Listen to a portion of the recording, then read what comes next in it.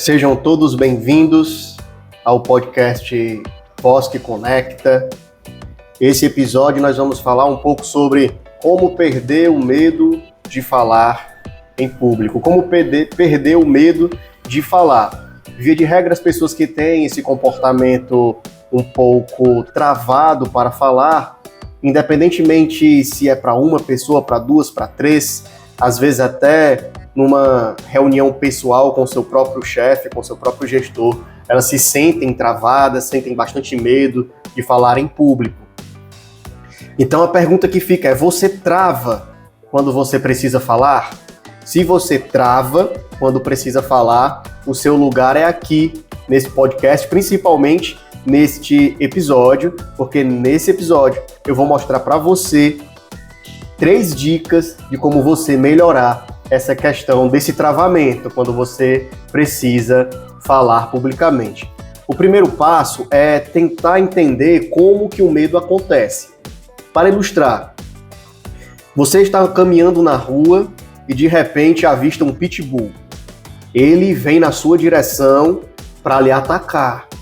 Automaticamente, o seu corpo vai transferir todo o seu sangue para os braços, para as pernas, para que você possa ou lutar ou fugir. Por isso que tem aquela velha expressão que você ficou branco de medo, porque o seu sangue, seu oxigênio, ele foi transferido automaticamente para os seus membros, para que você possa fugir, correr ou lutar. Isso é a maneira mais simples de você entender como que o medo acontece e como essa química se reorganiza no nosso corpo.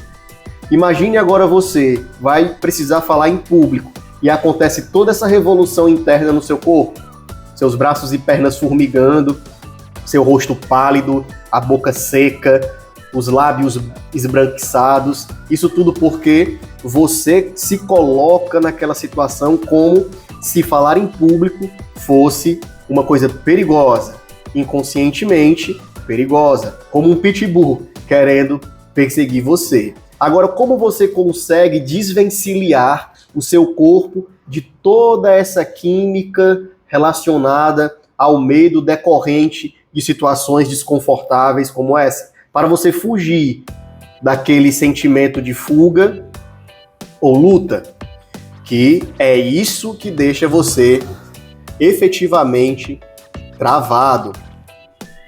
Agora, qual seria a primeira dica prática? A primeira dica prática seria o que eu apelidei de respiritualidade. O que é isso? Respiritualidade é você ter uma prática de respiração própria. Aqui eu sugiro a prática 4, 7, 8.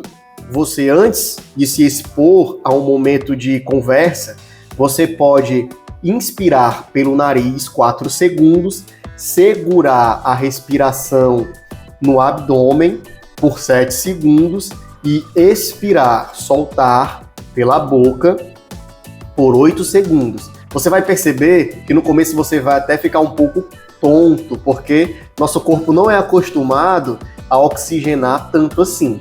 Principalmente essa respiração abdominal. Nós costumamos sempre colocar a respiração no peito. Ao fazer isso, você vai perceber automaticamente o seu corpo voltando para o eixo. Essa é uma respiração muito utilizada para quem tem crises de pânico. Então, você usando essa técnica, você vai perceber que automaticamente você vai trazer o seu corpo para um eixo, você vai se acalmar.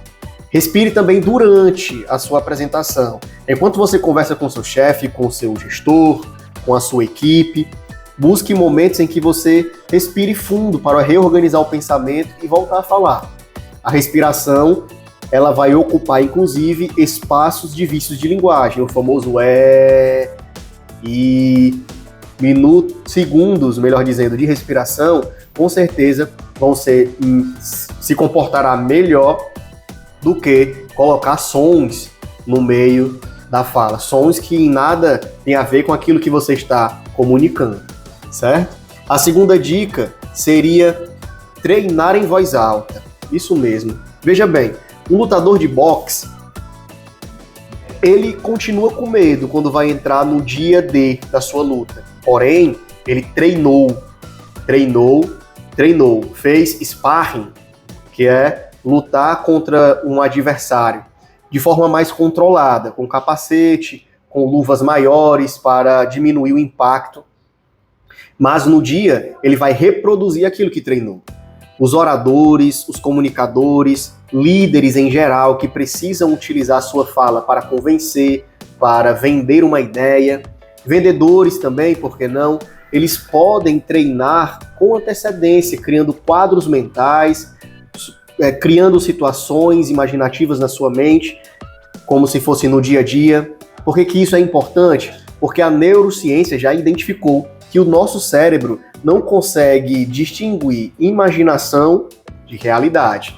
Então, se você cria quadros imaginativos na sua cabeça, automaticamente o seu cérebro vai se colocar como em uma situação real. E quando você precisar se expor a uma situação desconfortável, de falar em público realmente, o seu cérebro não vai achar aquilo uma surpresa, porque ele já fez isso várias vezes no seu treinamento mental.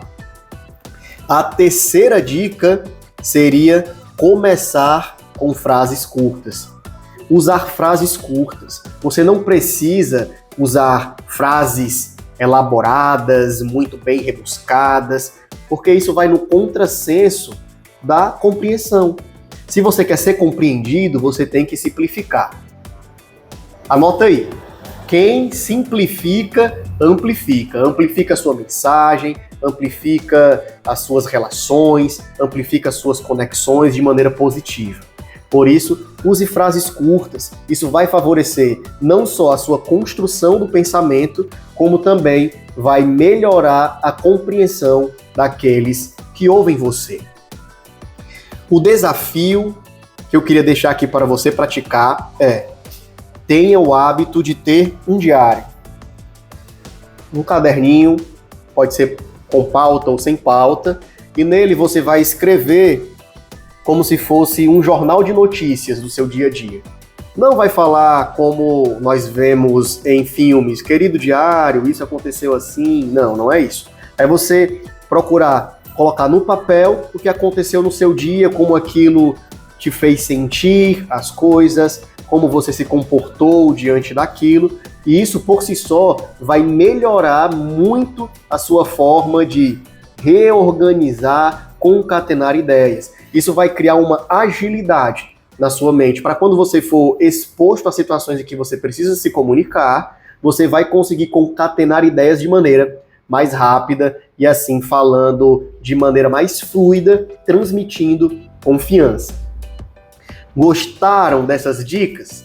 Se sim, comenta, deixa uma sugestão de vídeo, de podcast aqui para mim, que eu posso trazer conteúdos significativos para ajudar você no seu dia a dia de líder, de vendedor, de gestor, para que você possa ser um comunicador magnético, a fim de fazer da sua comunicação o seu maior ativo. Lembre-se, a comunicação é a ciência da percepção do comportamento. Tem mais a ver com o outro do que com você mesmo. Então, em busca do outro, em busca de se conectar, segue o meu perfil aqui no Spotify, porque aqui está repleto de conteúdos como esse. Não esquece, a comunicação é o seu maior ativo. Tchau, até o próximo podcast.